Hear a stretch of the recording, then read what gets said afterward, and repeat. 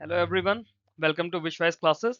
ये हमारी government schemes की सीरीज चल रही है जिसके अंदर जो भी गवर्नमेंट स्कीम्स हमारी किसी पर्टिकुलर मंथ में न्यूज़ में होती है वो हम सारी कवर करते हैं। हमारा आरबीआई ग्रेड बी का एग्जाम आने वाला है।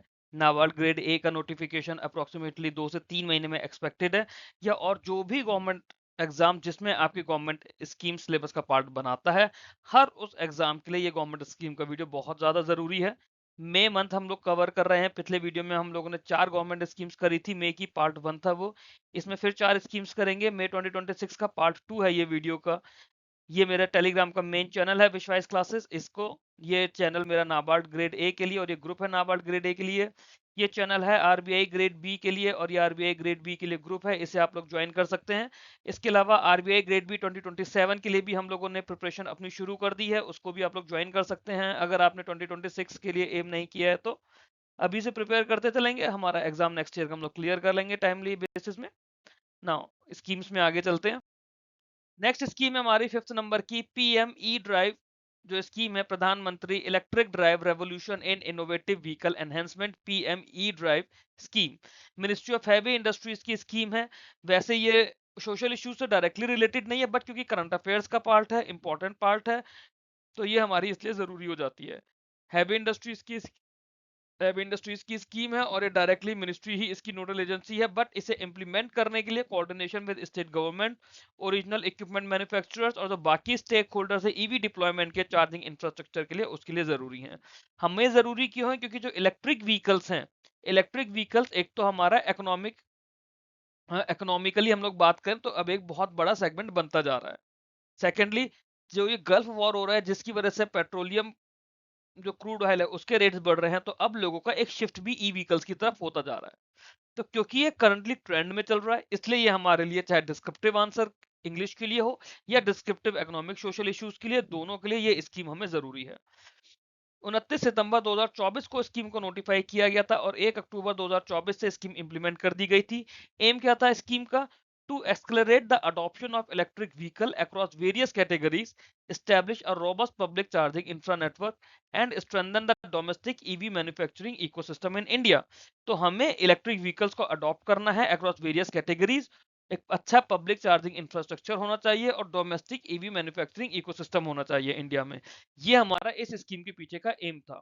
ऑब्जेक्टिव्स की बात करें, to provide demand side incentives to promote purchase of electric two wheelers, three wheelers, e ambulances, e trucks and e buses। जो हम ई व्हीकल्स खरीद रहे हैं उसके लिए डिमांड साइड इंसेंटिव देना, मतलब अगर आप पैसे खर्च करके आप ई व्हीकल खरीद रहे हो अपने यूज के लिए तो आपको उस पर कुछ इंसेंटिव मिलेंगे। ई व्हीकल कौन से, चाहे आपकी टू व्हीलर्स हो, थ्री व्हीलर्स हो, एम्बुलेंसेज हो, ट्रक्स हो या बसेज हो। तो develop wide spread EV public charging infra across citizen highways. अलग अलग शहरों में हाईवेज के अलोंग ई व्हीकल के लिए चार्जिंग इंफ्रास्ट्रक्चर होने चाहिए, जैसे पेट्रोल पंप लगे होते हैं। क्योंकि मान लीजिए आप गाड़ी लेके निकल गए हाईवे पे, आपका 600 किलोमीटर का रास्ता है बट कहीं पे आपको कोई चार्जिंग इंफ्रा नहीं मिला, आपकी गाड़ी फुली चार्ज नहीं है, तो आपके साथ एक रिस्क हो सकता है ना। तो इसलिए आपके लिए चार्जिंग इंफ्रास्ट्रक्चर्स भी होने चाहिए। Support the upgradation of testing agencies and promote make in India in the EV sector.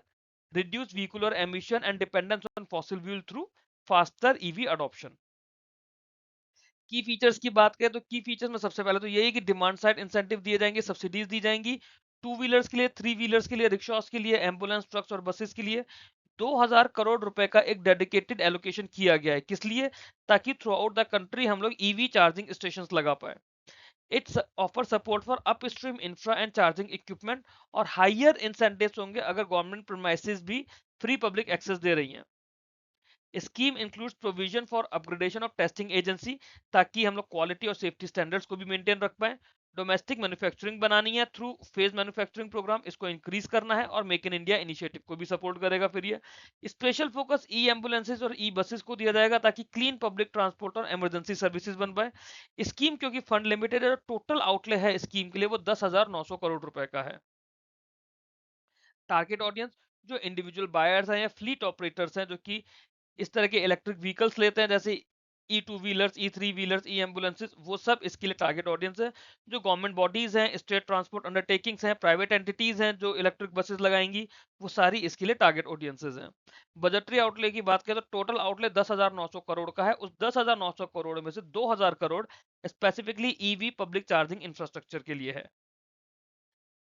इसकी अगर अब तक की परफॉर्मेंस और हाइलाइट्स की बात करें तो जो डिमांड इंसेंटिव्स है उसकी वजह से इलेक्ट्रिक टू व्हीलर और थ्री व्हीलर की सेल्स बढ़ी है। 1600 करोड़ रुपए की सब्सिडीज दी जा चुकी है under the scheme in the initial phase. Strong push इसमें पब्लिक चार्जिंग इंफ्रा के थ्रू दिया गया है। एनवायरमेंटल बेनिफिट्स मिल रहे हैं उसमें, तो फ्यूल सेविंग्स भी हो रही है और CO2 के एमिशंस भी कम हो रहे हैं। इम्पैक्ट क्या है स्कीम का? The scheme is helping accelerate the shift from fossil fuel based vehicles to cleaner electric alternatives, specially two wheeler और थ्री व्हीलर में। जैसे आप देखते हैं बहुत सारे थ्री व्हीलर बंद होते जा रहे हैं और ई रिक्शाज आते जा रहे हैं। लोगों ने इलेक्ट्रिक स्कूटी लेनी शुरू कर दी। इवन जो गिग वर्कर्स हैं आपके पास जेप्टो के, स्विगी के, ज्यादातर लोग उसमें ई व्हीकल यूज कर रहे हैं। डेवलपमेंट ऑफ चार्जिंग इंफ्रा, ये एक बहुत बड़ा बैरियर आ रहा था ईवी अडॉप्शन के लिए। लोगों को रेंज का इशू था कि कितनी दूर तक जाएगी, बीच में गाड़ी बंद तो नहीं पड़ जाएगी। अगर आपको थ्रू आउट द वे जगह जगह आपको चार्जिंग इंफ्रा मिलेगा तो आपको सेफ फील होगा, जैसे पेट्रोल पंप के केस में होता है। ई एम्बुलेंसेज और ई बसेस को इसमें सपोर्ट किया जा रहा है ताकि क्लीन पब्लिक ट्रांसपोर्ट और हेल्थ और इमरजेंसी हेल्थ केयर सर्विस दी जा पाए। फोकस रहेगा डोमेस्टिक मैन्युफैक्चरिंग पर रहेगा ताकि ईवी सप्लाई चेन हमारी इसमें और ज्यादा स्ट्रेंथन हो पाए, उससे फिर एम्प्लॉयमेंट अपॉर्चुनिटीज भी बढ़ेगी in the green mobility sector. Overall बात की जाए तो scheme is playing a key role in India journey towards sustainable and low emission transportation. ठीक है। नेक्स्ट स्कीम आती है प्रोजेक्ट सक्षम। प्रोजेक्ट सक्षम जो है रोड ट्रांसपोर्ट एंड हाईवेज का एक प्रोजेक्ट है जिसमें NHAI ने वर्टिस फाउंडेशन के साथ मिलकर शुरू करा है। ये हमने करंट अफेयर्स में भी बहुत ब्रीफली समझा था, यहाँ पे इसको स्कीम की तरह डिटेल में समझाया है क्योंकि इस पे आपका डिस्क्रिप्टिव आंसर चाहे नाबार्ड हो या फिर आपका RBI ग्रेड भी, दोनों के अंदर इस पे क्वेश्चन पूछा जा सकता है। एम क्या है? जो हमारी रूरल वुमेन है या अंडर सर्व्ड यूथ है जो कि नेशनल हाईवे कॉरिडोर्स के अलोंग रहते हैं, उन्हें industry relevant vocational skill training कराई जाए ताकि उनके लिए सस्टेनेबल लाइवलीहुड अपॉर्चुनिटीज बन पाए। ऑब्जेक्टिव क्या है? Promote inclusive development bye linking highway infra project with social empowerment. NH जो भी आपके एक्सप्रेसवेज बने हैं, हाईवेज बने हैं, उनके अलोंग ही इंफ्रास्ट्रक्चर प्रोजेक्ट्स होंगे, वहां पे सोशल एम्पावरमेंट आपको करना है। वहां के यूथ को, रूरल वुमेन को आपको स्किल ट्रेनिंग देनी है सो दैट उनके पास एक सस्टेनेबल लाइवलीहुड अपॉर्चुनिटी क्रिएट हो।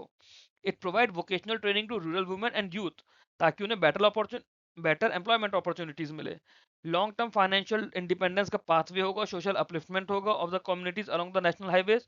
फोकस रहेगा वुमेन पार्टिसिपेशन पे ताकि जेंडर इंक्लूसिव रहे। की फीचर्स की बात करें तो it will be operated through a network of 12 training centers across the different states, providing access to skill development for communities near national highways. ये vocational training देगा in practical and employable trades such as electrical work, plumbing, appliance repairing, tailoring, general duty assistant और multi-skill technician programs. Initiatives में strong emphasis रहेगा women participation पे with structured program designed to improve their employability and income levels. तो training होगी उसे industry requirement के accordingly align किया जाएगा so that better placement outcomes और अपॉर्चुनिटीज मिले और सस्टेनेबल लाइवलीहुड मिले। Project will integrate skill development with NHAI highway development activities, ensuring that local communities benefit directly from infra growth. It focuses on both skill training and post training support for job placement and income generation. ठीक है, तो directly NHAI का project है ये। Target audience क्या है? हमने बार बार बात करी, रूरल वुमेन और यूथ की बात हो रही है और इंडिविजुअल जो कि अंडर सर्व्ड और इकोनॉमिकली वीकर सेक्शन से हैं। बजटरी एलोकेशन की बात की जाए तो NHAI और वर्टिस फाउंडेशन के कोलैबोरेटिव एफर्ट के थ्रू हो रहा है और जो NHAI का पैसा है वो इनका सोशल रिस्पॉन्सिबिलिटी के थ्रू जाएगा, तो अलग से कोई इसके लिए बजट नहीं है। जो भी इसका CSR एक्टिविटीज के थ्रू NHAI इसके अंदर देना चाहेगा वो पैसा देगा। अपडेट्स की बात करें तो अपडेट्स तो अभी कुछ ज्यादा है नहीं क्योंकि मिड में 2026 के अंदर इस स्कीम को लॉन्च किया गया था। बट एक्सपेंड किया था कि वुमेन्स स्किल डेवलपमेंट करना है, सस्टेनेबल एम्प्लॉयमेंट अपॉर्चुनिटीज प्रोवाइड करनी है अलोंग NH हाईवेज, और ये 12 लोकेशंस पर अभी ऑपरेशनल हुआ है ना। मोर देन 6000 यूथ को इसमें अब तक ट्रेन किया जा चुका है, 4000 बेनिफिशियरीज को सक्सेसफुली जॉब दी जा चुकी है और 80% पार्टिसिपेंट इसके वुमेन है। जो बेनिफिशियरीज की अर्निंग है वो करीब 13,000 से लेकर 16,000 रुपए तक की है। अगली स्कीम देखते हैं। अच्छा, अगली स्कीम से पहले इसका इम्पैक्ट देख लेते हैं कि project has created meaningful employment opportunities for rural women जिनके पास प्रीवियसली लिमिटेड एक्सेस था स्किल ट्रेनिंग का, फॉर्मल जॉब्स का। हाई प्लेसमेंट रेट रहा है, डिसेंट इनकम लेवल्स रही है 13,000 से 16,000 रुपए महीने की, जो रिसेंटली उन्हें मिला है कि ठीक है हफ्ते भर की ट्रेनिंग प्रोवाइड करके उन्हें जॉब प्रोवाइड करती है ना। स्पेसिफिक फोकस वुमेन का है, मतलब ओवर 80% बेनिफिशियरीज इसमें वुमेन्स हैं।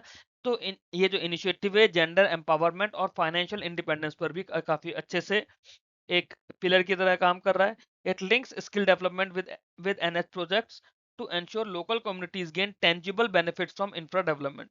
This model demonstrates कि कैसे large infra projects जो हैं वो social development और inclusive growth के लिए यूज किए जा सकते हैं। अगली स्कीम है हमारी इंडिया सेमीकंडक्टर मिशन। बहुत बहुत ज्यादा इंपॉर्टेंट है। मैंने इस पे ऑलरेडी एक डिस्क्रिप्टिव आंसर भी कराया है RBI grade B English descriptive में। बहुत इंपॉर्टेंट चीज है ये आपके एग्जाम के लिए। Ministry of electronics and information technology का मिशन है ये India semiconductor mission ISM. Dedicated mission है अंडर मीटी, जो कि इंडिया में सेमीकंडक्टर के से रिलेटेड, उसके मैन्युफैक्चरिंग से रिलेटेड सारा काम देखेगा। 2021 में इसको लॉन्च किया गया था और इनिशियल आउटलेट्स का 76,000 करोड़ रुपए था कि एक रॉबस्ट सेमीकंडक्टर और डिस्प्ले मैन्युफैक्चरिंग इकोसिस्टम इंडिया में बनाना है। एम क्या था? To position India as a global hub for semiconductor and display manufacturing by attracting investment in fabrication units, assembly, testing, packaging and related ecosystem development। और साथ में जब हम ये सब करेंगे तो इंपोर्ट्स पे हमारी डिपेंडेंस भी कम हो जाएगी। और करंट इकोनॉमिक कंडीशन देखते हुए, जियोपॉलिटिकल इश्यूज देखते हुए आईएसएम बहुत ज्यादा इंपॉर्टेंट है आपके एग्जाम के लिए। ऑब्जेक्टिव्स क्या हैं? लार्ज स्केल इन्वेस्टमेंट हम लोगों को इसमें लेकर आना है इन सेमीकंडक्टर फैब्रिकेशन प्लांट, जिसे हम लोग फैब्स बोलते हैं, डिस्प्ले मैन्युफैक्चरिंग और assembly testing marking and packaging unit, जिन्हें हम एटीएमपी यूनिट्स बोला जाता है। एक कंप्लीट सेमीकंडक्टर इकोसिस्टम बनाना है इंक्लूडिंग डिजाइनिंग, मैन्युफैक्चरिंग, पैकेजिंग और supply chain. Promote compound semiconductors and advance technology जैसे जीएएन बेस्ड मैन्युफैक्चरिंग को हम लोग फोकस करेंगे। इसके लिए स्किल्ड एम्प्लॉयमेंट भी जनरेट होगा और इंडिया जो है ग्लोबल इलेक्ट्रॉनिक्स वैल्यू चेन में अपनी पोजीशन भी स्ट्रॉन्ग करेगा। की फीचर्स क्या है? Mission provides financial incentives and support for setting up of semiconductor fabrication units, display manufacturing facilities and packaging units. इसके अंदर आईएसएम 1.0 था, जिसके अंदर मेजर फैब और पैकेजिंग प्रोजेक्ट का था, और उसके बाद अब आईएसएम 2.0 चल रहा है, जिसके अंदर पुश दिया जा रहा है टुवर्ड्स इक्विपमेंट, मटेरियल डिजाइन और डीपर सप्लाई चेन डेवलपमेंट के लिए। स्पेशल एम्फेसिस दी जाएगी कंपाउंड सेमीकंडक्टर्स को, एडवांस टेक्नोलॉजीज को, जैसे जीएएन बेस्ड मैन्युफैक्चरिंग होता है। जीएएन क्या होता है? Gallium nitride. Mission follows collaborative model involving central government, state government और प्राइवेट सेक्टर इन्वेस्टमेंट्स। इसमें सपोर्ट दिया जाएगा assembly, testing, marking and packaging, जो कि हमारी एटीएमपी फैसिलिटीज होती हैं, ताकि इंडिया में सेमीकंडक्टर वैल्यू चेन कंप्लीट हो पाए। प्रोजेक्ट इस मिशन के अंदर जो भी अप्रूव होंगे, they are expected to generate significant skilled employment and promote technology transfer and local manufacturing. ठीक है, ये तो आप बेसिक रीड कर सकते हैं। अब इसमें ISM 2.0 क्या है? ISM 2.0 की हम लोग जब इसमें बात करते हैं तो उसमें सेमीकंडक्टर इक्विपमेंट और मटेरियल की बात हो रही है, फुल स्टैक इंडियन आईपी और डिजाइन की बात हो रही है, सप्लाई चेन रेजिलियंस की बात हो रही है, R&D और टैलेंट डेवलपमेंट की बात होती है ISM 2.0 के अंदर। टारगेट ऑडियंस कौन सी है इसकी? जो भी सेमीकंडक्टर और इलेक्ट्रॉनिक मैन्युफैक्चरिंग कंपनी है, चाहे डोमेस्टिक हो या इंटरनेशनल हो, those which are willing to set up fabrication, packaging और डिस्प्ले यूनिट्स इन इंडिया। वो कंपनी जो कि ऑलरेडी कंपाउंड सेमीकंडक्टर्स टेक्नोलॉजीज पे काम कर रही है, या फिर एडवांस पैकेजिंग सॉल्यूशंस पे काम कर रही है, या फिर स्टार्टअप ऑफ फर्म जो सेमीकंडक्टर डिजाइन और इकोसिस्टम में काम करना चाहते हैं, specially under ISM 2.0 framework. Original जो आउटलेट था वो आईएसएम 1.0 का 7600 करोड़ था। फिर आईएसएम 2.0 के अंदर एडिशनली 1000 करोड़ रुपए अनाउंस किया जा चुका है इन द बजट 2026-27। ठीक है। लेटेस्ट अपडेट्स की बात क्या है कि मई 2026 में कैबिनेट ने 2 नए सेमीकंडक्टर प्रोजेक्ट्स को अप्रूव करा है अंडर द आईएसएम, और उनका टोटल इन्वेस्टमेंट 3936 करोड़ रुपीस है। ये कौन कौन से हैं? क्रिस्टल मैट्रिक्स लिमिटेड है इंडिया का पहला commercial mini micro LED display based on GAN technology, और एक सूची सेमीकॉन होगा जो कि एक सेमीकंडक्टर पैकेजिंग ओसैट फैसिलिटी है सूरत गुजरात में, जिसकी capacity 1033 million chips per year की होगी। अब तक इसके अंदर आईएसएम में 10 प्रोजेक्ट्स को अप्रूव किया जा चुका है। टोटल इन्वेस्टमेंट कमिटमेंट जो है वो 1.60 लाख करोड़ रुपीस का है अक्रॉस द 6 स्टेट। कौन कौन सी हैं? गुजरात, असम, यूपी, ओडिशा, पंजाब और आंध्रा। नोटेबल प्रोजेक्ट्स है जैसे माइक्रोन एटीएमपी है, टाटा इलेक्ट्रॉनिक्स की फैब्रिकेशन और पैकेजिंग है गुजरात और असम में, सीजी पावर्स है, काइनेस सेमीकॉन है, एचसीएल फॉक्सकॉन है जो कि जेवर यूपी में है। कॉमर्शियल प्रोडक्शन कुछ कुछ जगह थोड़ा बहुत स्टार्ट भी हो चुका है, और ground breaking of advance packaging and other units in multiple states. Significance जो आईएसएम 2.0 का है, आईएसएम 2.0 क्योंकि अब चल रहा है तो उसका सिग्निफिकेंस अलग से मैंने इस वीडियो में डाला है आप लोगों के लिए, क्योंकि डिस्क्रिप्टिव के लिए बहुत जरूरी वीडियो है। तो सिग्निफिकेंस इसका क्या है? Reduces India's heavy dependence on imported chips and semiconductor equipments, strengthens Atmanirbhar Bharat and make in India, make for world goals, positions India as trusted alternative in global semiconductor supply chain. अब जिस तरह की जियो political tension चल रही है तो ये और ज्यादा जरूरी हो जाता है।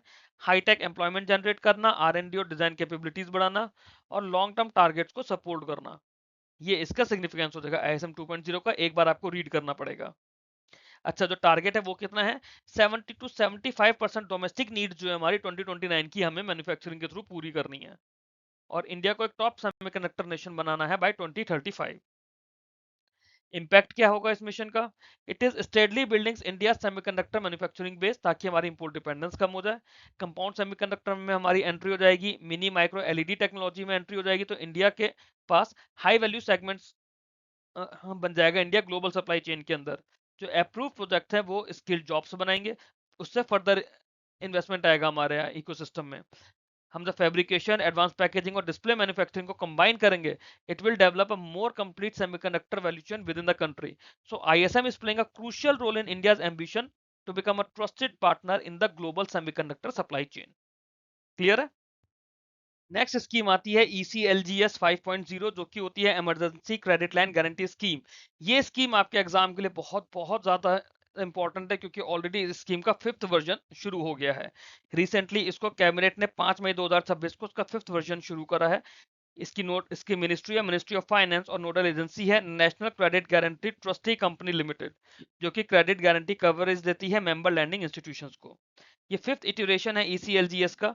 ओरिजिनली इसे कोविड-19 के टाइम पे शुरू किया रहा था, और उसके बाद इसे बार बार फ्रेश लिक्विडिटी चैलेंजेस की वजह से इसको फर्दर इंप्रूव और एड्रेस किया जाता है। फॉर एग्जाम्पल, अभी ग्लोबल जियो चल रही है UN इसराइल वॉर की वजह से, सॉरी, जो US ईरान इसराइल वॉर है उसकी वजह से, तो इसको फिर से हम लोग लेकर आ गए। एम क्या है, एडिशनल क्रेडिट सपोर्ट देना है बिजनेसेस को, स्पेसिफिकली MSMEs और एयरलाइंस को, जो कि short term liquidity stress face कर रहे हैं due to global challenges, specifically to West Asia situation, and to help them maintain their operation, protect jobs and sustain supply chain. तो जो 5.0 के लिए जो इंपॉर्टेंट चीज आई है वो किस लिए, जो हमारा लिक्विडिटी स्ट्रेस MSMEs को तो है ही है, साथ साथ एयरलाइंस को भी इसमें दिया जा रहा है।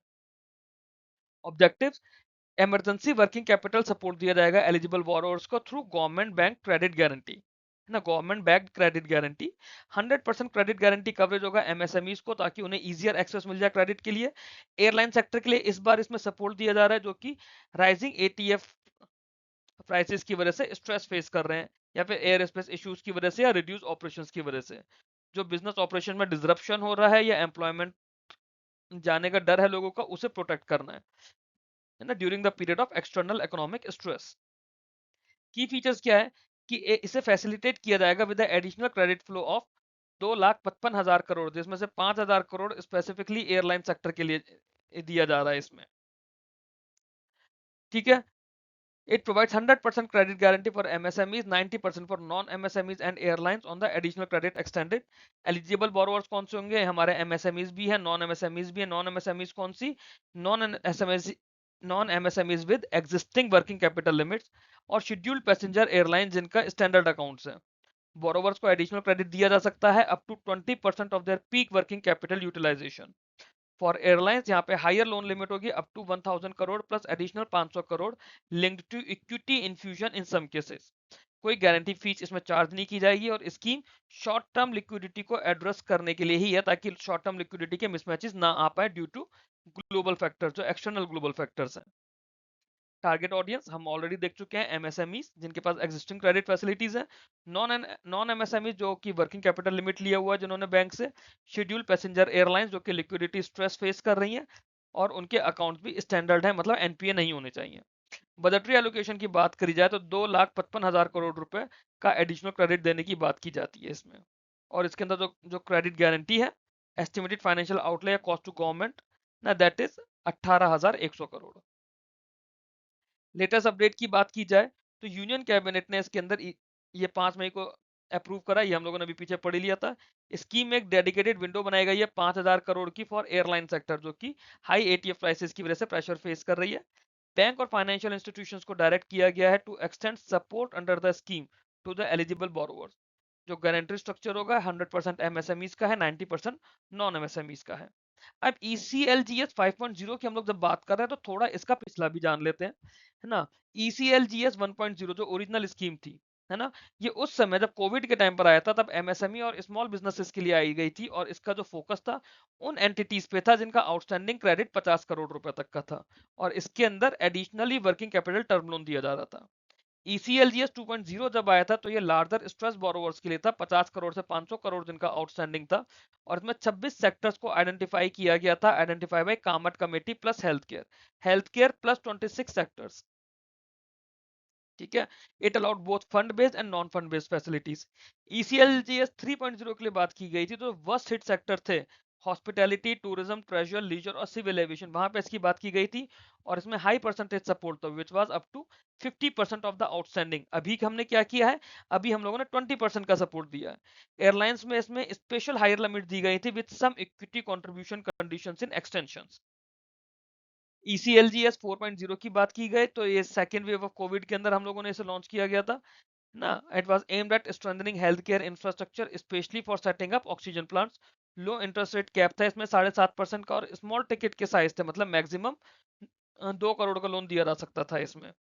ओवरऑल इम्पैक्ट की बात करें तो इन चारों की टोटल गारंटीज जो इश्यूज की गई है ECLGS के अंदर, दैट इज अब तक till date is 1.19 crore. Total amount cover हो रहा था इसके अंदर 3.68 लाख करोड़ का। One of the largest credit guarantee intervention in the world during the pandemic. Okay, तो ये थी हमारी ECLGS। इस वीडियो के अंदर इतना ही है। आप लोगों को वीडियो अच्छा लगा हो, स्कीम समझ आई हो, उनके इम्पैक्ट समझ आए हो, तो वीडियो को लाइक करके चैनल को सब्सक्राइब कीजिए, बेल आइकन प्रेस करिए ताकि आपको आने वाले वीडियोस के भी नोटिफिकेशंस मिलते रहें। ये मेरा मेन टेलीग्राम चैनल है विश्वास क्लासेस का, जहाँ पे सभी एग्जाम से रिलेटेड मैं आपको अपडेट शेयर करता हूँ। ये नाबार्ड ग्रेड ए के लिए चैनल है, नाबार्ड GRA डाल के आप टाइप करिए, या फिर नाबार्ड ग्रेड ए डाल के आप सर्च करिए तो आपको ग्रुप मिलेगा नाबार्ड ग्रेड ए का, जिससे आप लोग ज्वाइन कर सकते हैं नाबार्ड एग्जाम के लिए। RBI ग्रेड बी के लिए चैनल है RBI GRB 2026, और ग्रुप है RBI grade B mains exam.